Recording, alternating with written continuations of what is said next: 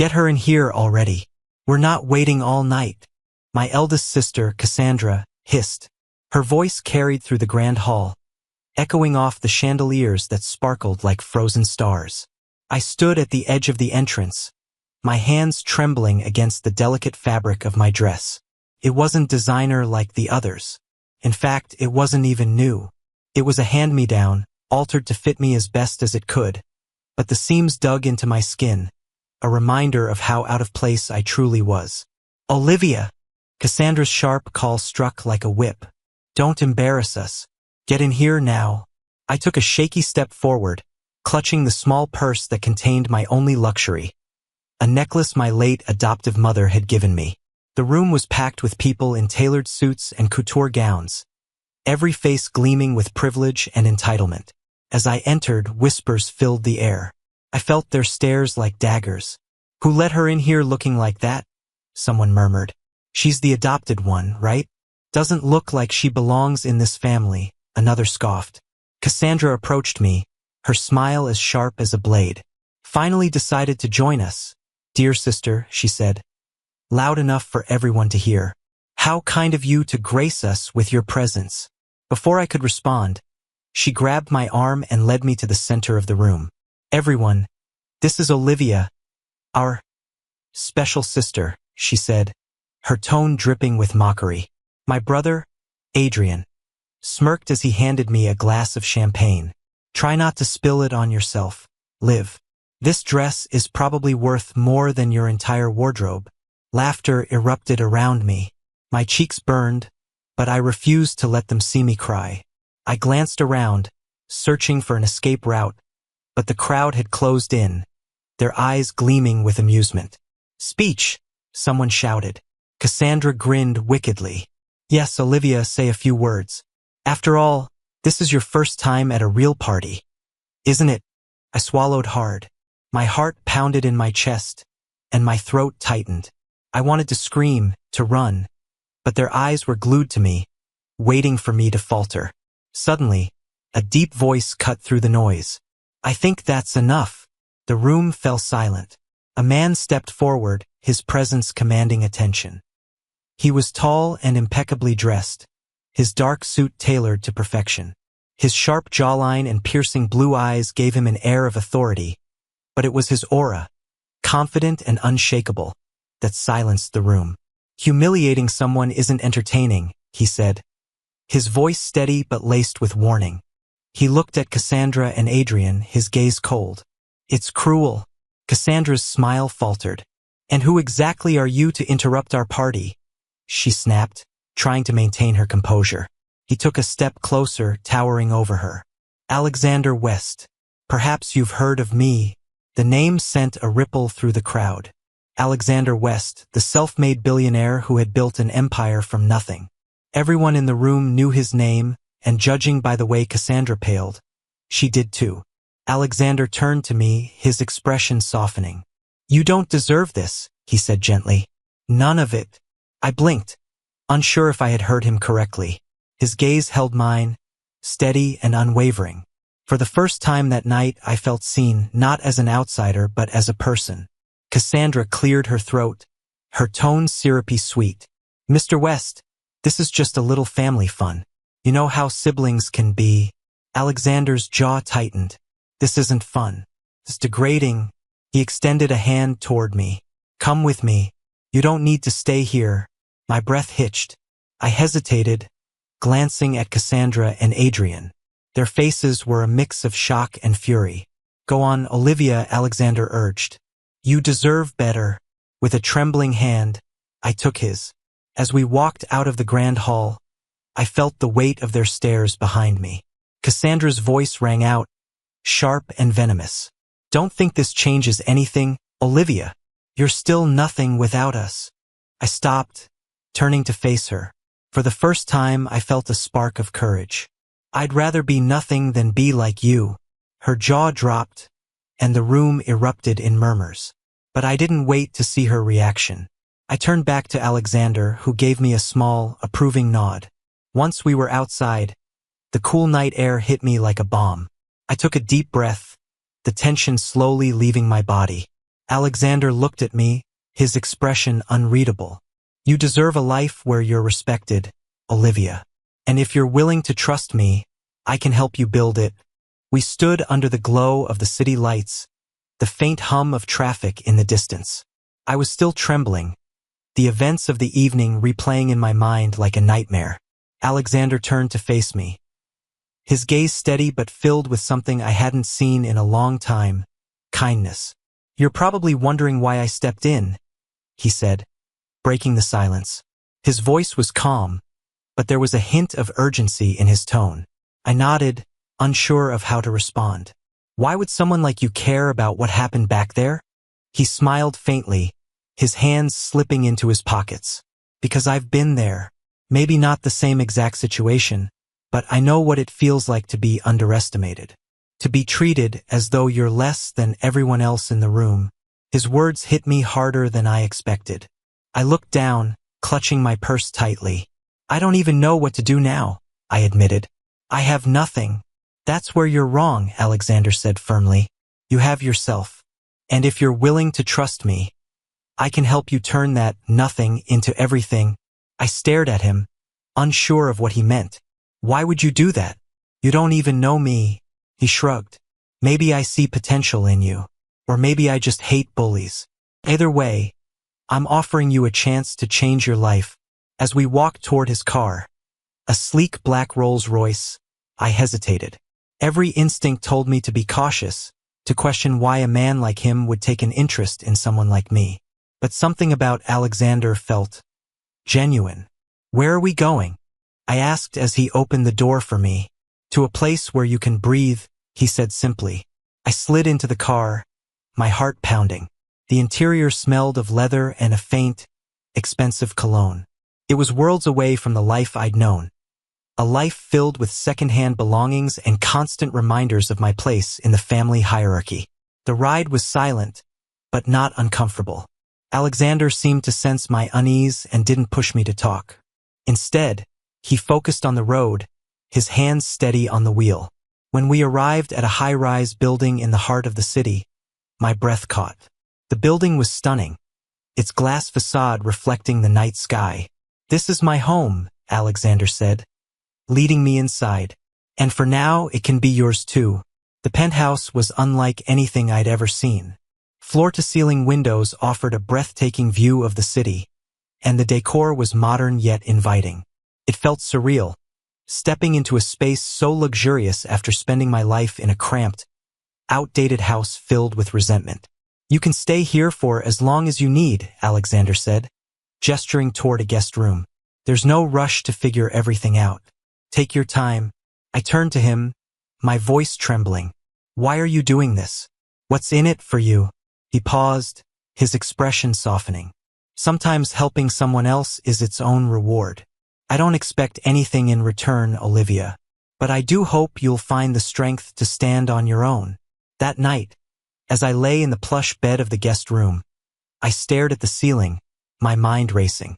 I thought about my siblings, the cruel words they'd thrown at me, and the way Cassandra's laughter had echoed in my ears. But for the first time, those memories didn't crush me. Instead, they fueled something inside me, a desire to prove them wrong. I got up and walked to the mirror.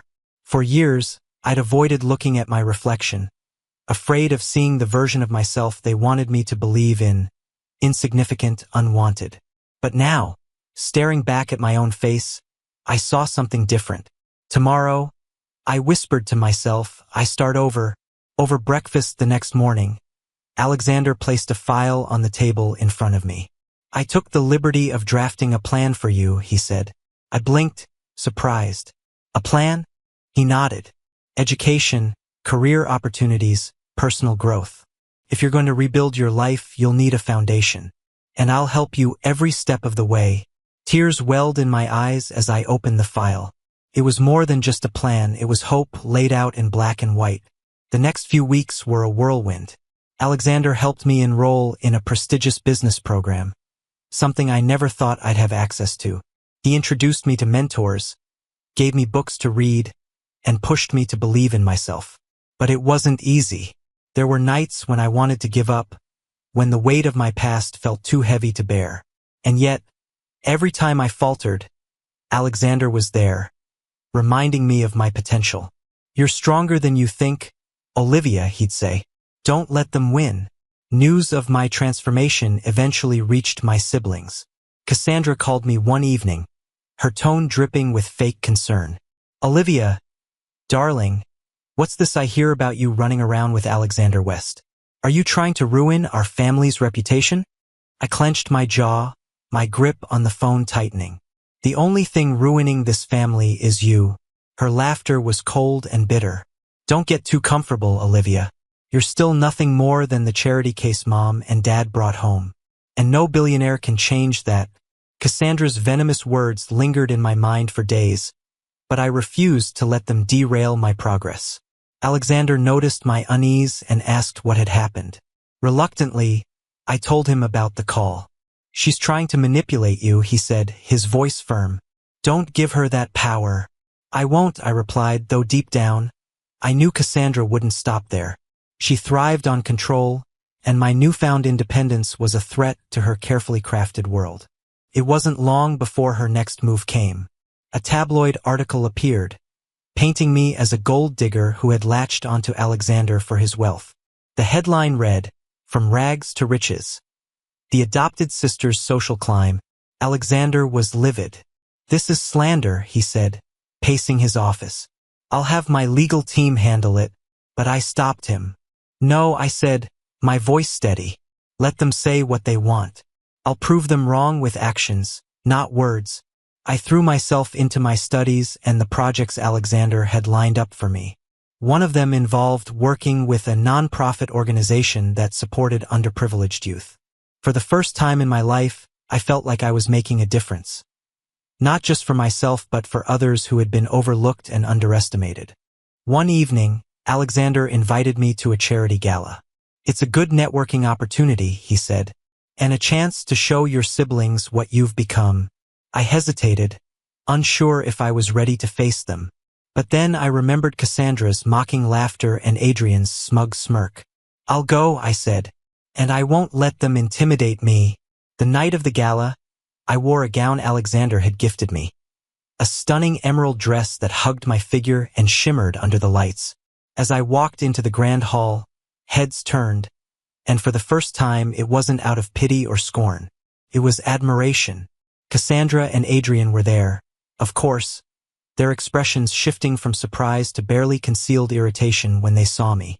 Cassandra approached, her smile forced. "Olivia, what a transformation. I almost didn't recognize you." "Funny," I said, matching her tone. "I could say the same about you. You seem smaller than I remember." Her eyes narrowed, but before she could respond, Alexander appeared at my side. "Olivia," he said warmly, ignoring Cassandra entirely. "The director of the foundation wants to meet you. Shall we?" As we walked away, I caught the look of fury on Cassandra's face. It was a small victory, but it felt monumental. The gala was a turning point for me. It wasn't just about showing my siblings that I was no longer the meek, overlooked girl they could ridicule. It was about proving to myself that I was capable of standing tall in a room full of people who had once looked down on me. After the event, Alexander and I sat in his car, watching the city lights. "You handled yourself well tonight," he said. "I'm proud of you." "Thank you," I said, my voice soft. "I couldn't have done it without your help." He shook his head. "You've always had it in you, Olivia. You just needed someone to remind you." Cassandra and Adrian weren't done with their schemes. They began spreading rumors in social circles, trying to discredit me. Adrian even attempted to sabotage one of my nonprofit projects by falsely accusing the organization of financial misconduct. But Alexander's team was always one step ahead. The accusations were disproven quickly, and Adrian's involvement was exposed. The backlash was swift, and for the first time, my siblings were on the defensive. "They're desperate," Alexander said when I told him about the incident. "They see you succeeding, and it terrifies them." Amid the chaos, I discovered something shocking. While going through some old family documents, I found a letter written by my adoptive mother. It revealed a secret she had kept hidden. My biological parents had left me a substantial inheritance, but Cassandra and Adrian had conspired to keep it from me. The realization hit me like a freight train. My siblings hadn't just humiliated me, they had stolen from me. I can't let them get away with this, I told Alexander, my voice shaking with anger. You won't, he said, but you need to approach this carefully. Let's gather all the evidence first. With Alexander's help, I hired a lawyer and began building my case. The process was grueling, but I was fueled by a sense of determination I hadn't felt before. For years, I had been their scapegoat, their punching bag. Not anymore. When Cassandra and Adrian were served with legal papers, they were furious. Cassandra called me, her voice dripping with contempt. You're really going to drag our family name through the mud over this? Our family name? I shot back. You mean the one you've been using to hide your lies? I'm done letting you control me, Cassandra. The courtroom became a battleground, with my siblings fighting tooth and nail to deny their wrongdoing. But the evidence was undeniable. The stolen inheritance, the fraudulent claims. They had left a paper trail that even their expensive lawyers couldn't cover up. When the verdict came, it was a victory not just for me but for the truth. The court ordered them to return what was rightfully mine, along with damages for their deceit. The judgment sent shockwaves through our social circle. Cassandra and Adrian were ostracized, their reputations in tatters. For once, they were the ones being whispered about, the ones facing humiliation. But I didn't revel in their downfall. Instead, I focused on the future, on building a life that was truly my own. With the court battle behind me, I felt a sense of liberation I'd never known before. For years, I had been defined by my siblings' cruelty and the shadows they cast over my life. Now I was free to define myself. Alexander noticed the change in me. You're different, he said one afternoon as we reviewed plans for a new initiative I was spearheading. Stronger. I feel stronger, I admitted. For the first time, I'm not looking over my shoulder, wondering when the next attack will come. It's a good feeling, he smiled, nodding. It suits you. With my inheritance restored, I had the financial freedom to pursue projects I was passionate about. I expanded my work with the nonprofit, creating programs that provided education and resources for underprivileged children. Every success felt like a small victory over the voices in my past that had told me I wasn't good enough. At one event, a young girl approached me. She was shy, her hands clutching a worn book. Miss Olivia, thank you for helping us, she said. I want to be like you when I grow up. Her words brought tears to my eyes. You already have everything you need to succeed, I told her. Never let anyone tell you otherwise. Just as my life began to settle into a new rhythm, Cassandra returned, this time with a different approach. She appeared at one of my events, her demeanor subdued. Olivia, she said, her voice uncharacteristically soft. Can we talk? I wanted to turn her away, but something in her eyes stopped me. Reluctantly, I agreed. I know I've hurt you, she began, her gaze fixed on the floor, and I can't undo what I've done. But I'm sorry. The words felt foreign coming from her, and I struggled to believe them. Why now? I asked. What do you really want? She hesitated, then sighed. I've lost everything, Olivia. The friends, the reputation, the money, it's all gone. And for what? My pride? My ego? I don't expect you to forgive me, but I needed to say it. Cassandra's apology stirred something unexpected in me. Compassion. I had spent so long resenting her, hating her for the pain she caused. But seeing her now, broken and vulnerable, I realized that holding on to that anger wouldn't change the past. I can't forget what you did, I said carefully, but I can forgive you. Not for your sake, but for mine. Her eyes filled with tears. Thank you, Olivia. That's more than I deserve. While Cassandra sought redemption, Adrian chose a different path. He continued to lash out, blaming me for his downfall. He attempted to discredit my nonprofit, spreading lies and fabricating stories to undermine my credibility. But his efforts backfired. Alexander's team uncovered evidence of his ongoing schemes, and the media exposed him for the fraud he was. The fallout was devastating, leaving Adrian with no allies and no resources. You've always been your own worst enemy, I told him during our final confrontation. I hope someday you'll realize that, as my siblings faded into the background, my focus shifted entirely to the life I was building. My work expanded, and I became a voice for those who had been silenced, just as I once was. Alexander remained by my side, a constant source of support and encouragement. One evening, as we sat on the balcony of his penthouse, he turned to me with a rare vulnerability in his eyes. You've come so far, Olivia. I hope you see that. I do, I said, smiling. And I couldn't have done it without you. He shook his head. You did it all on your own. I just gave you the tools.